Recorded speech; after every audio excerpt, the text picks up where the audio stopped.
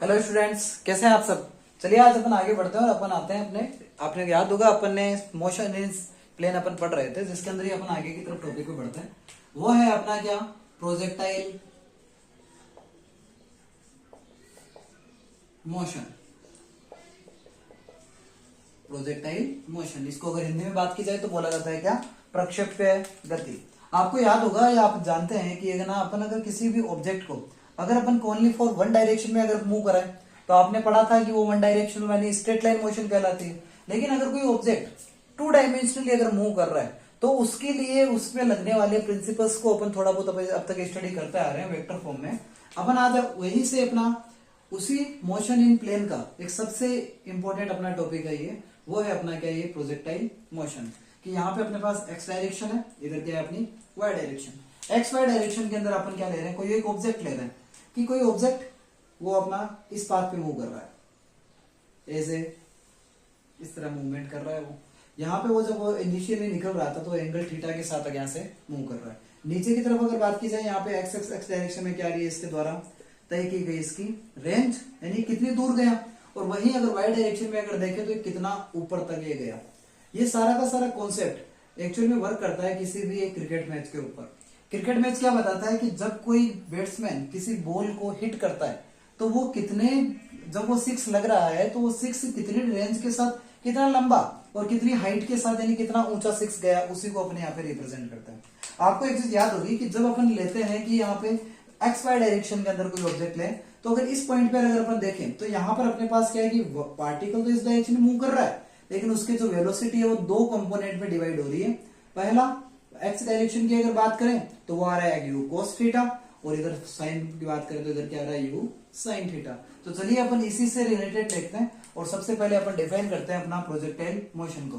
When a object thrown with the angle it moves in a path, तो इस पूरे के जो इस पाथ को मूव कर रहा है, इस पाथ को अपन क्या बोलते हैं, या जिसको ऑब्जेक्ट को फेंकने को, थ्रो करने को अपन क्या बोलते हैं, projectile. And the motion of object is known as projectile motion. सबसे पहले अपन बात करेंगे कि इसके द्वारा तय किया गया पाथ कैसा है। तो सब अगर अपन देखें यहाँ पे पाथ को डिफाइन करने के लिए तो चलिएगा सबसे पहले बात करते हैं यहाँ पे वेलोसिटी की, यानी इनिशियल वेलोसिटी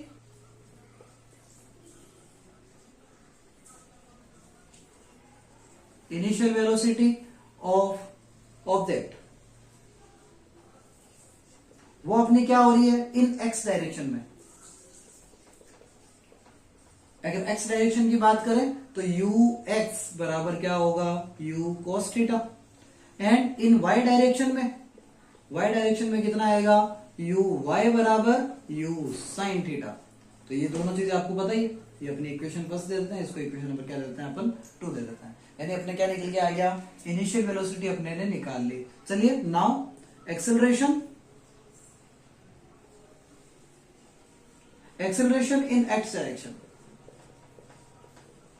एक्स डायरेक्शन का एक्सेलरेशन ऑलवेज रिमेन कितना रहेगा, 0, क्योंकि वेलोसिटी चेंज नहीं हो रही है। जब वेलोसिटी चेंज नहीं हो तो इनिशियल एक्सेलरेशन कितना आएगा, 0। बट इन वाई डायरेक्शन, जब वाई डायरेक्शन की बात की जा रही है तो आप एक चीज देखें कि जब कोई ऑब्जेक्ट सरफेस से, यानी अर्थ के सरफेस से अगर हाइट के ऊपर जा रहा है तो वो ग्रेविटी के अपोजिट जा रहा है, और जब नीचे की तरफ आएगा तो ग्रेविटी के साथ में आएगा। तो जब अपोजिट डायरेक्शन में जा रहा है तो ए वाई इक्वल टू कितना काम में आएगा, माइनस का जी, यानी माइनस ऑफ स्मॉल जी, ये अपना काम में आएगा ड्यू टू ग्रेविटी। चलिए अपन बात करते हैं इक्वेशन ऑफ मोशन। अपन इसका पाथ डिफाइन कर रहे हैं तो equation of motion S equal to, second equation of motion क्या है, S equal to u t plus half a t square, यही होता है ना। तो अपन एक काम करते हैं, इसकी वैल्यू रख निकालते हैं इन एक्स डायरेक्शन में। एक्स डायरेक्शन में क्या आएगा, एक्स डायरेक्शन में अपनी वेलोसिटी अपना क्या हो गया S। यहाँ पे अगर इसको अपन लेके चलेंगे तो एक्स डायरेक्शन में क्या निकल के आएगा अपना S बराबर यानी डिस्प्लेसमेंट यानी रेंज, R बराबर क्या आएगा, you t plus half a t square. You की जगह तो क्या आ जाएगा, you x T plus 1/2 A x T का स्क्वायर। यहाँ पे ये वैल्यू आई है तो यहाँ पे R इक्वल टू क्या आया यहाँ पे, या इसको अपन रेंज ना लिखकर अपन एक्स डायरेक्शन का डिस्प्लेसमेंट एक्स ही ले लें। X equal to u x की वैल्यू कितनी है, u cos theta multiple of t plus a x कितना बेटा, ax अपना है 0, तो ये पूरे की पूरी टर्म कितनी हो जाएगी 0, यानी x डायरेक्शन में डिस्प्लेसमेंट कितना आएगा u cos theta multiple of t। यहां से अगर अपन t की वैल्यू निकालें तो t इक्वल टू कितना आएगा x upon u cos theta. I hope आपको ये समझ में बैठा होगा कि टाइम पीरियड अपन ने यहां से कैसे निकाल लिया, यानी जब अपना ऑब्जेक्ट हाफ टाइम पे जा रहा है तो x इक्वल टू कितना आ गया, एक तरीके से देखें x t बराबर x u cos theta, x upon u cos theta. Now in y direction, जब हम y डायरेक्शन की बात करेंगे तो यही equation y equal to u y t plus half a की जगह यहां पे क्या आ जाएगा माइनस का g t square. u y की वैल्यू आपको पता है क्या होती है, u y बराबर होता है u sine theta multiple t minus 1/2 g t square. अपन एक काम करते हैं, t की वैल्यू अभी अपन ने निकाली है यहाँ पे, तो इसको हम पुट कर देते हैं, तो क्या होगा y equal to u sine theta multiple t की जगह क्या आ जाएगा x upon cos theta. Okay, और साथ में u cos थीटा आएगा, x upon u cos theta minus 1/2 g t square, यानी इसका स्क्वायर होगा x square upon u square cos square theta. सही है ना चीज।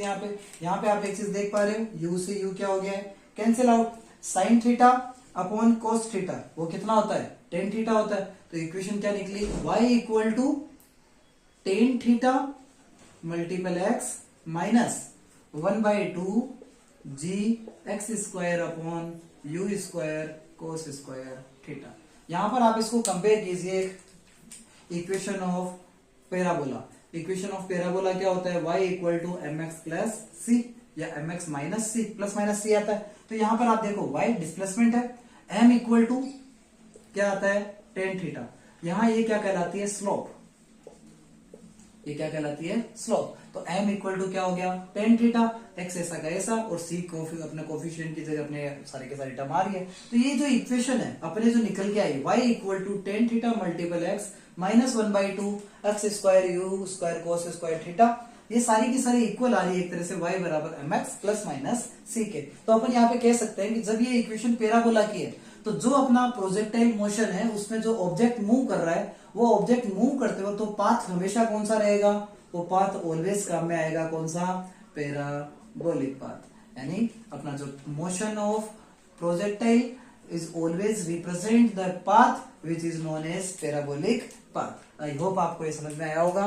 आगे अपन नेक्स्ट वीडियो में इसके बारे में डिस्कस करेंगे, इसकी रेंज निकालेंगे, इसकी हाइट निकालेंगे, इसके द्वारा टोटल टाइम टेकन को अपन कैलकुलेट करेंगे। Thank you, have a nice day students.